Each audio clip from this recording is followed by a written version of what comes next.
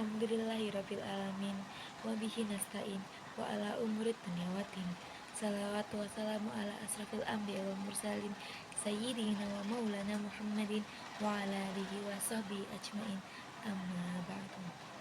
Yang pertama-tama, marilah kita panjatkan puja dan puji syukur kita kehadirat Allah Subhanahu wa taala yang telah melimpahkan segala nikmatnya, rahmatnya dan karunia-Nya sehingga kita semua dapat berkumpul pada acara malam hari ini tanpa halang serta waktu dengan keadaan sehat walafiat.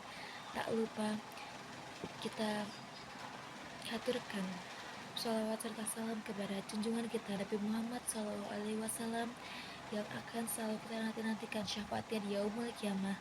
Amin, amin ya rabbal alamin. Pada kesempatan kali ini, perkenalkan, saya Novia Budi Afrida. Di sini saya akan membahas mengenai ilmu sebagai ibadah. Sahabat-sahabatku yang dimuliakan oleh Allah Subhanahu wa taala, sekolah bukan hanya tempat kita belajar matematika, bahasa, atau sains, tapi sekolah juga tempat kita menuntut ilmu yang bernilai ibadah. Allah Subhanahu wa taala berfirman, "Iqra bismi rabbikal ladzi khalaq." Bacalah dengan nama Tuhanmu yang menciptakan. Surat Al-Alaq ayat 1.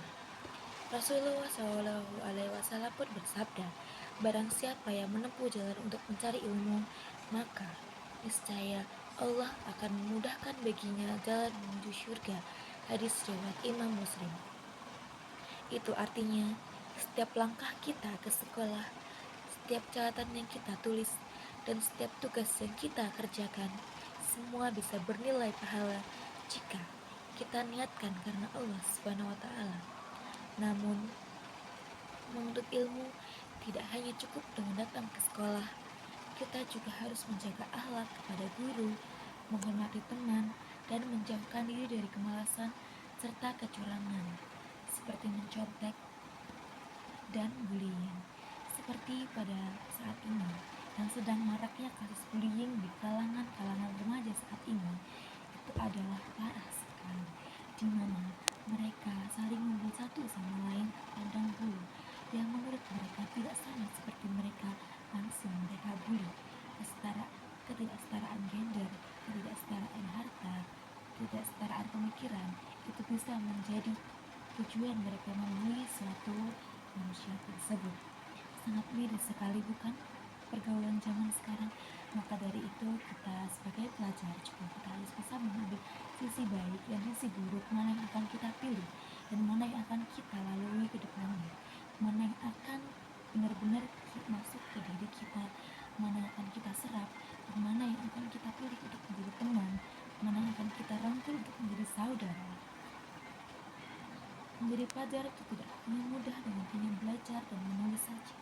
Kita juga harus memperbaiki akhlak kita yang tidak membuli orang lain, menghormati guru, menghormati sama teman, menghargai orang lain, toleransi, dan banyak lagi. Karena ilmu yang bermanfaat lahir dari hati yang bersih dan niat yang ikhlas. Jadi, mari kita jadikan sekolah bukan sekedar tempat untuk mengejar nilai, tapi tempat beribadah, berjuang, dan memperbaiki diri. Semoga Allah memberkahi ilmu kita dan menjadikannya cahaya di dunia dan di akhirat. Sekian yang bisa saya sampaikan pada malam hari ini. Semoga yang saya sampaikan bisa masuk ke dalam hati kalian, bisa terserap dan kalian bisa memahami apa yang saya sampaikan. Kurang lebihnya saya mohon maaf. Saya juga mohon bila ada salah kata yang saya ucapkan maupun menyinggung pihak tertentu. Saya cukupkan sampai di sini. Wabillahi taufiq wal hidayah. Wassalamualaikum warahmatullahi wabarakatuh.